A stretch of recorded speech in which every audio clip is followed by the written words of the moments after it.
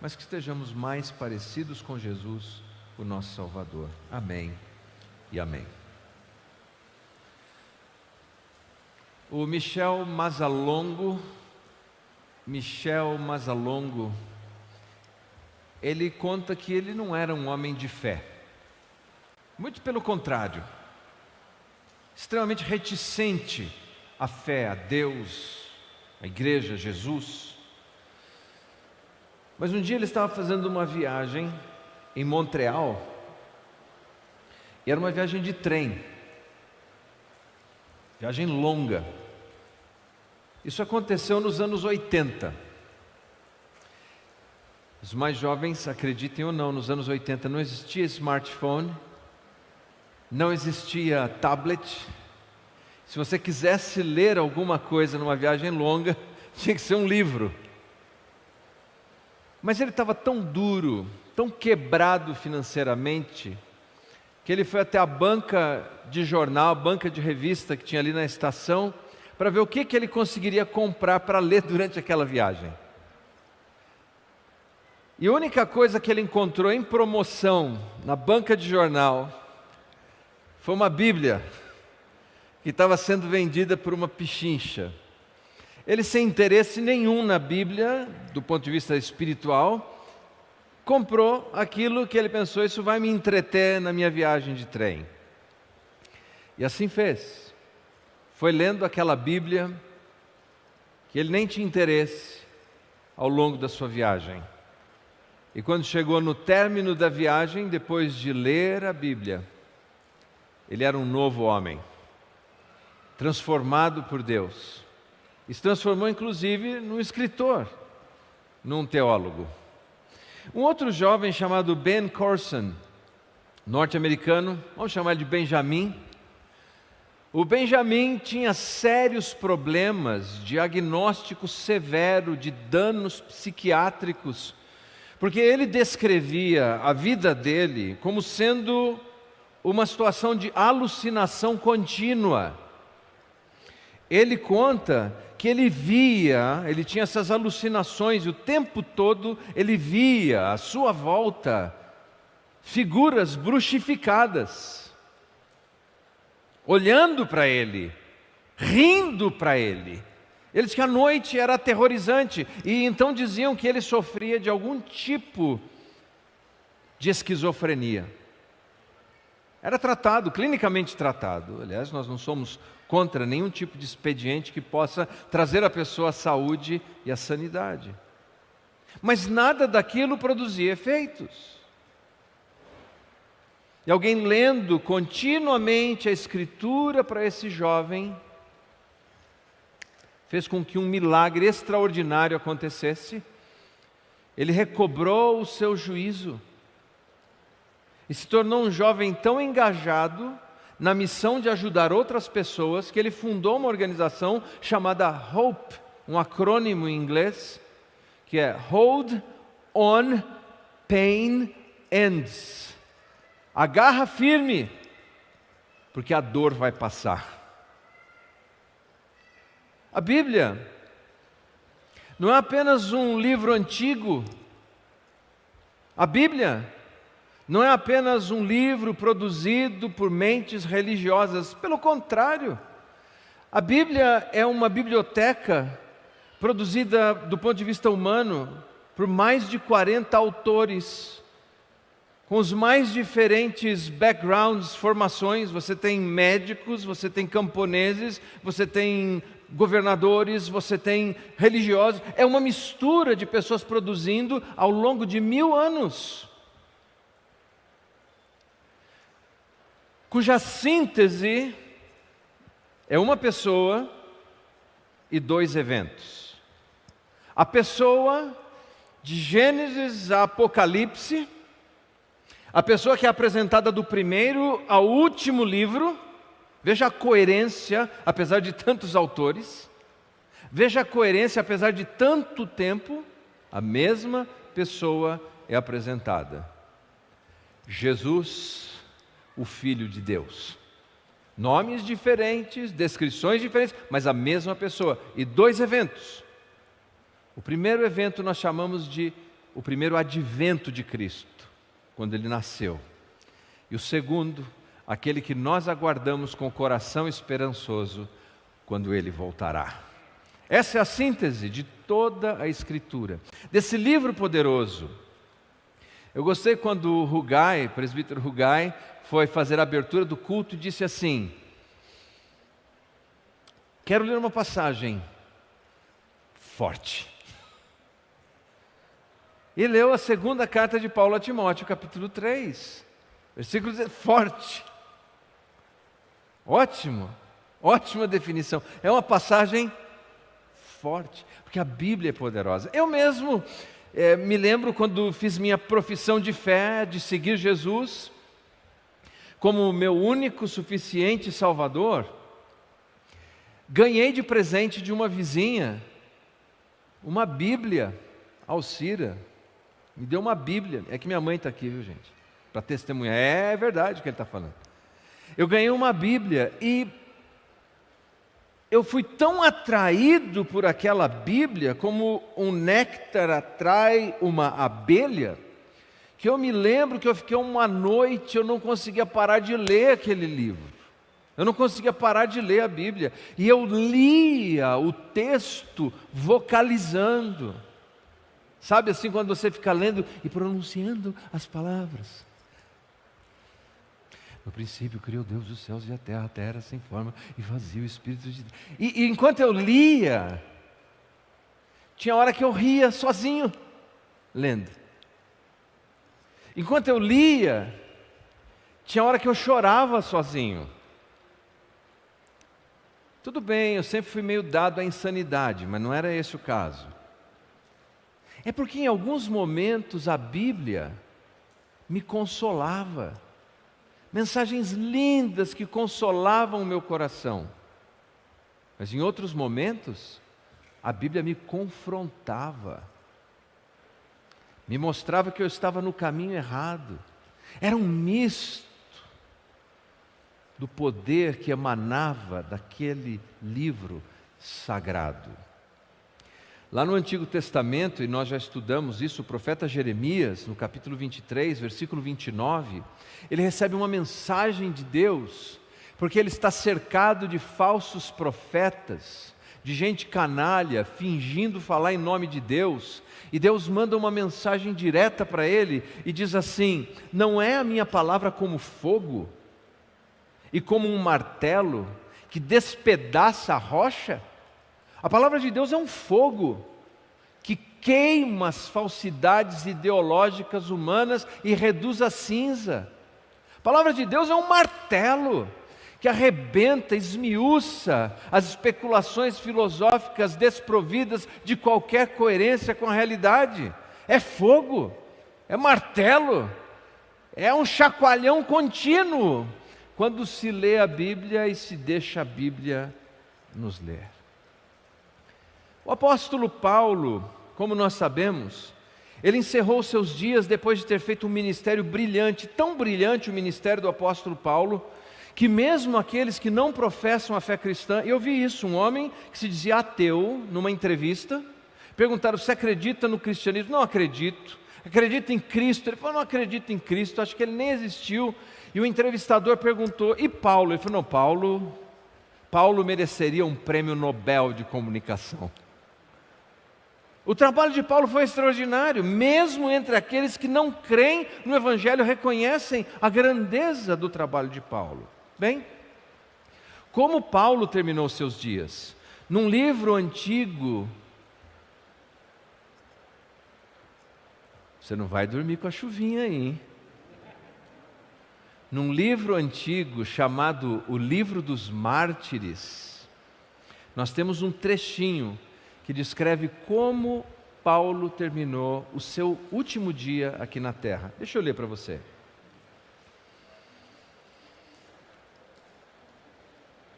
Paulo, o apóstolo, que antes era chamado de Saulo, depois de sua grande labuta e indescritíveis labores na promoção do Evangelho de Cristo, sofreu também nesta primeira perseguição sob Nero. Abdias declara que sob sua execução, Nero enviou 2 de seus escudeiros, Ferega e Partêmio, para lhe dar a notícia da sua morte.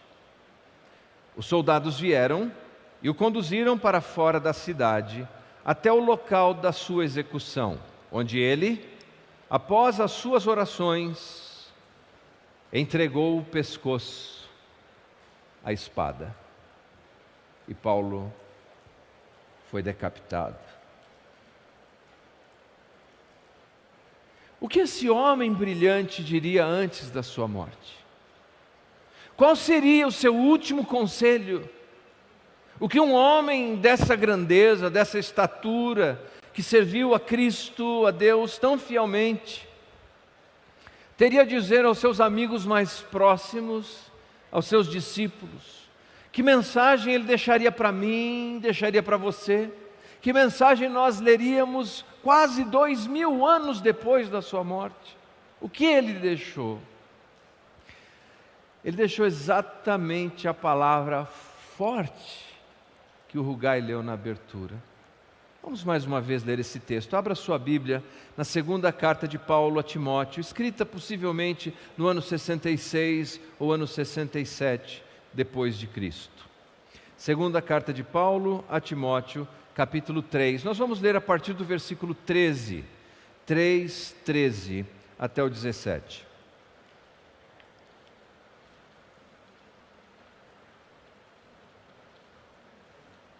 Se você encontrou, diga amém. Espero mais um pouco. Pode ligar a sua Bíblia, abrir a sua Bíblia, como você preferir. Amém?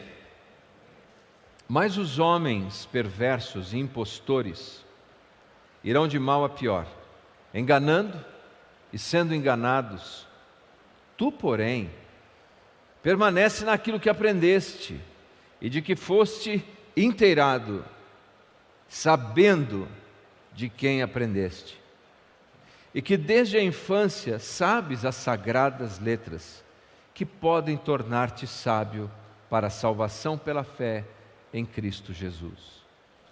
Toda a Escritura é inspirada por Deus e útil para o ensino, para a repreensão, para a correção, para a educação na justiça, a fim de que o homem de Deus seja perfeito, perfeitamente habilitado para toda boa obra.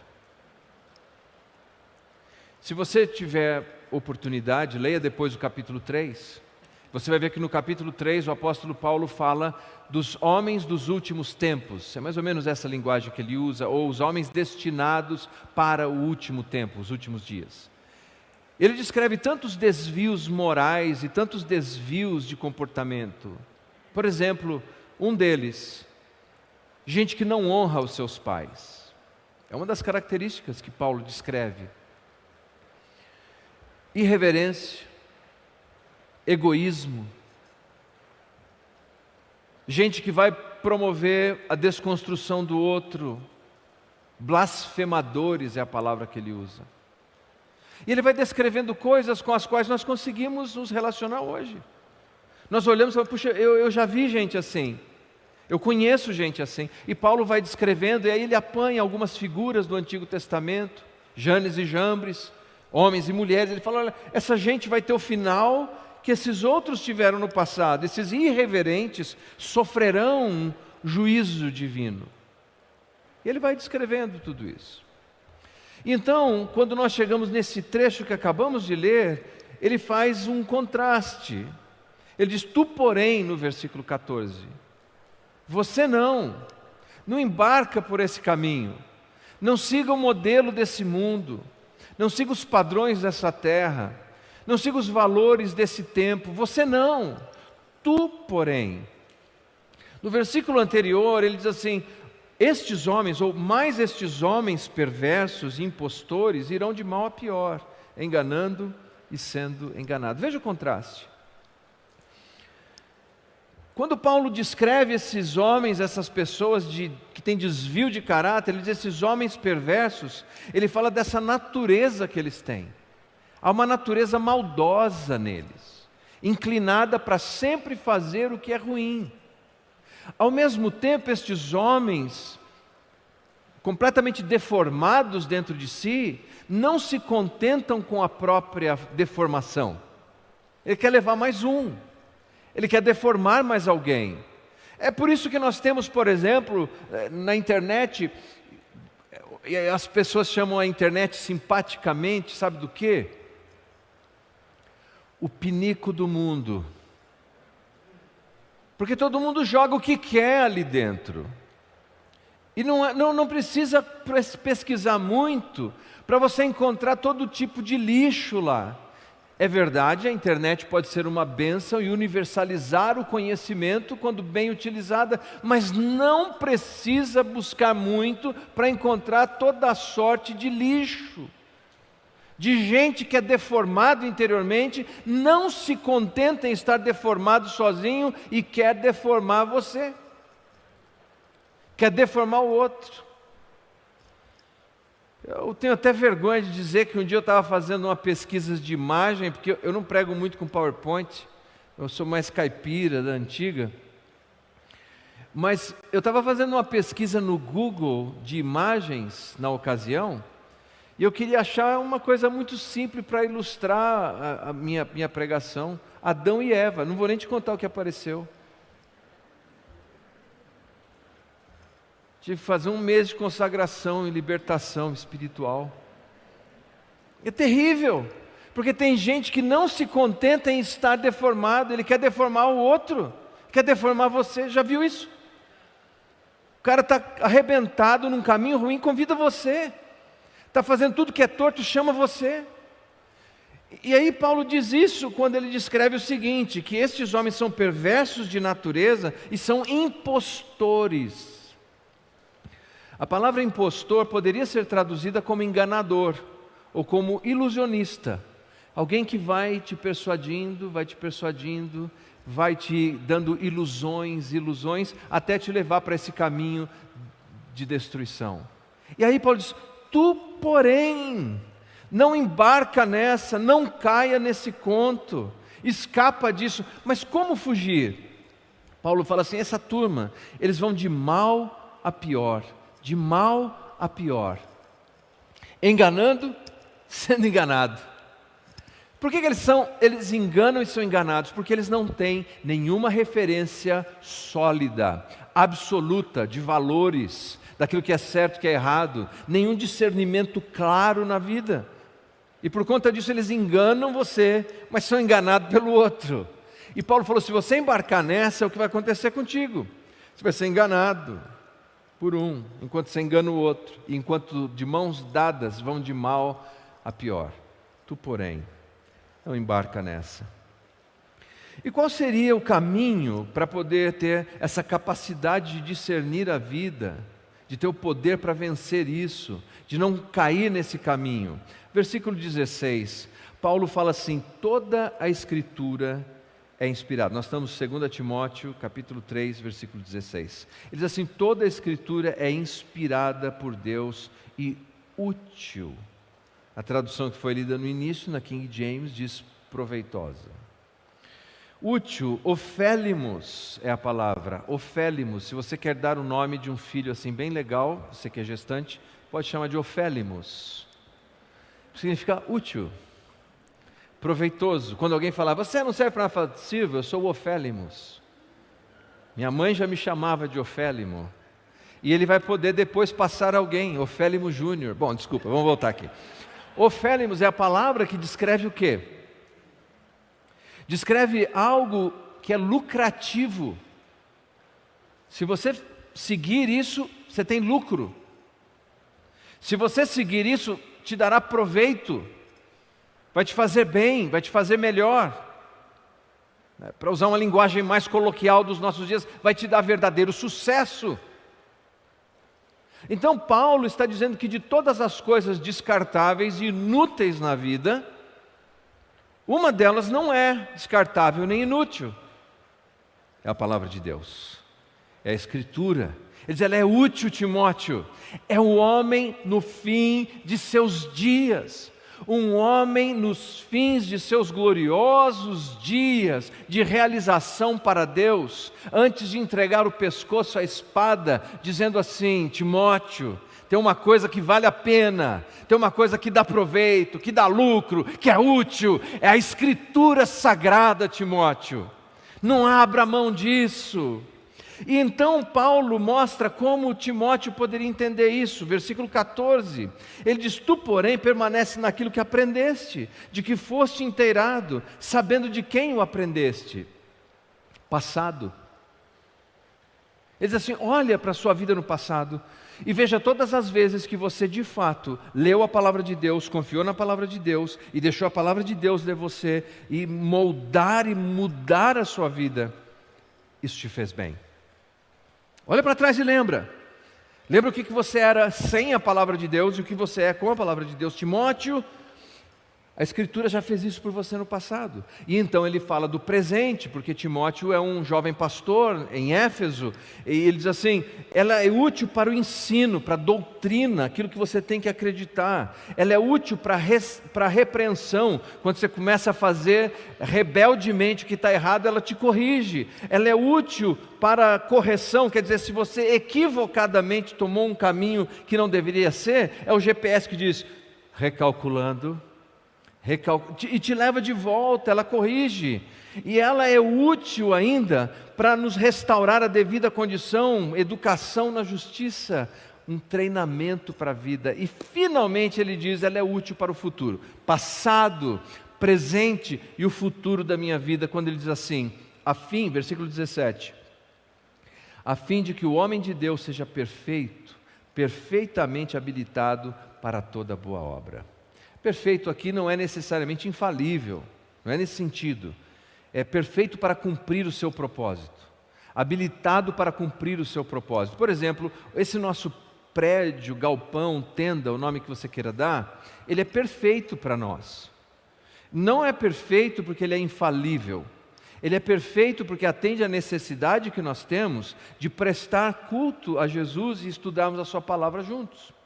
E o que Paulo está dizendo é: olha, se você então seguir a Escritura Sagrada, que é útil, que é proveitosa, que dá lucro na vida, que já resolveu o seu passado, ela resolve o seu presente, resolverá o seu futuro, porque ela capacitará você a ser perfeito, pronto, maduro para cumprir o seu propósito na vida. Por que nós vivemos às vezes totalmente desorientados, angustiados, sem sensação de direção, de realização? Passamos a vida como se fosse apenas um acidente, totalmente desorientados e desorientando. Por quê? Porque perdemos a base de tudo, a sabedoria da palavra de Deus. Meus queridos, se nós queremos recuperar nosso sentido de propósito, se nós queremos ter a proteção divina e vemos o poder de Deus, a palavra de Deus é fogo e é um martelo, retirando das nossas vidas as falsas crenças, os equívocos destruidores. Se nós queremos, não há outro caminho a não ser voltar para esse livro sagrado. Volta para o livro sagrado. Ah, mas fulano disse, cicrano disse. Volta para o livro sagrado. Ou talvez você nunca esteve lá, então venha para o livro sagrado. Porque nessa manhã pode ser que nós tenhamos dois grupos aqui. Um grupo de pessoas que tem a Escritura, mas deixou lá esquecida. E um outro grupo que lê a Escritura, mas não aplica na vida. Ambos estarão sofrendo as consequências de não receberem os recursos abençoadores da palavra de Deus. Deixa eu te fazer uma pergunta. Onde fica o maior pátio gráfico de impressão da Bíblia no mundo? Poderia ser uma pergunta de retórica, não é? Onde fica o maior parque gráfico de impressão da Bíblia no mundo? Nanjing, na China. É onde mais se imprime Bíblias no planeta Terra. Das Américas é a Sociedade Bíblica do Brasil, mas do mundo é em Nanjing, na China. Imprime mais Bíblia que a Sociedade Bíblica. Uma matéria de TV cobrindo esse fato inusitado, porque não se sinta mal se você ficou na dúvida, porque é algo que nós não esperamos. O repórter perguntou para o gerente, que estava muito feliz e se gabando da capacidade de produzir milhões e milhões e milhões de Bíblias. O repórter perguntou: E você já leu? Ele falou, não, não tenho tempo. Eu pensei, que ironia! Que ironia! Ele dirige o maior parque gráfico de impressões de Bíblias do planeta Terra, talvez da Via Láctea, com certeza da Via Láctea. E ele diz que não tem tempo para ler a Bíblia. Ai. Seria cômico se não fosse trágico. Mais uma pergunta, você tem Bíblia?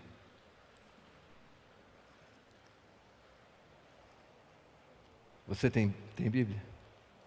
Uma, duas, no celular, no tablet.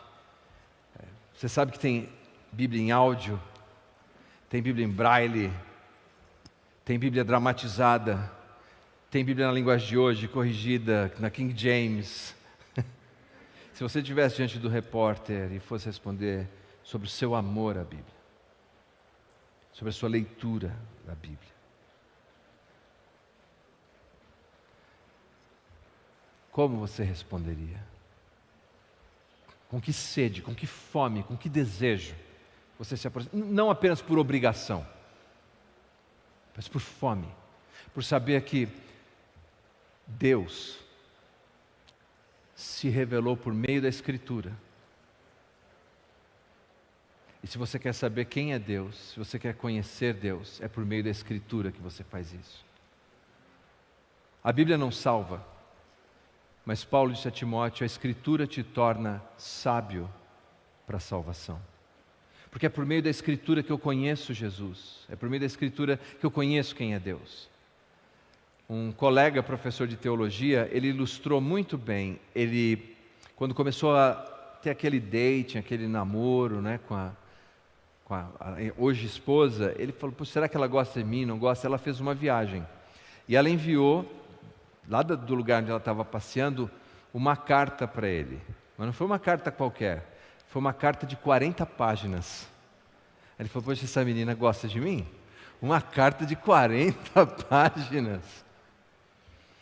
Se nós estivéssemos lançados aqui sobre a face da terra, sem nenhuma mensagem divina, nós poderíamos ficar pensando todo dia, deve ter um Deus poderoso, grande, sábio, será que Ele gosta de mim?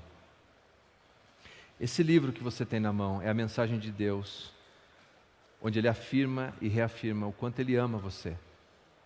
É o livro de Deus em que Ele se apresenta. Você quer saber como eu sou? Deus diz assim, aqui está como eu sou. Você quer saber o que eu valorizo, o que eu não gosto?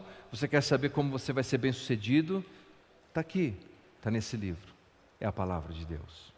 Eu quero encerrar com um último pensamento aqui. Eu li sobre essa senhora chamada Teresa, ela era amiga de um pastor chamado Matt Woodley. Matt Woodley escreveu um livro que em português, tradução livre, seria A Tolice da Oração. Claro, é um título sarcástico.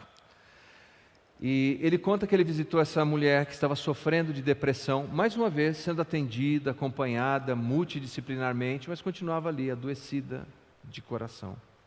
E quando ele chegou lá, apesar de ser um teólogo, um pastor, escritor, ele não sabia bem o que fazer. Tem situações na vida que a gente sente assim, o que dizer, o que eu falo? E sem saber, ele propôs o seguinte, falou, olha, eu vou ler para você, eu vou ler o Salmo 77, porque o Salmo 77 é um salmo de lamento, ele fala de dor, de angústia, e leu, e ele falou que foi embora frustrado naquele dia, porque aparentemente nada aconteceu. Passaram alguns dias, um outro pastor da igreja que eles faziam parte foi visitar aquela mesma senhora e conversou um pouco com ela, disse algumas coisas e falou, olha, eu quero orar por você. Ela falou, tá bom, pode orar por mim, mas antes de orar você pode ler o Salmo 77. Porque eu estou agarrada nele, e é por causa dele que eu ainda não afundei totalmente. Meus queridos, a palavra de Deus é poderosa. Confiemos na palavra de Deus. Vamos redescobrir a Escritura Sagrada. Vamos redescobrir esse amor, novamente, não por legalismo, não por força e constrangimento, mas por saber que Deus nos amou ao ponto de se revelar a nós, que possamos valorizar essa revelação, nos aproximamos. dela. Fiquemos em pé. Nos aproximemos nessa manhã da palavra de Deus. Um ineto dos anos 90 dizia acertadamente: a verdade é tua palavra, que não pode mentir, e por isso estamos aqui. Oremos.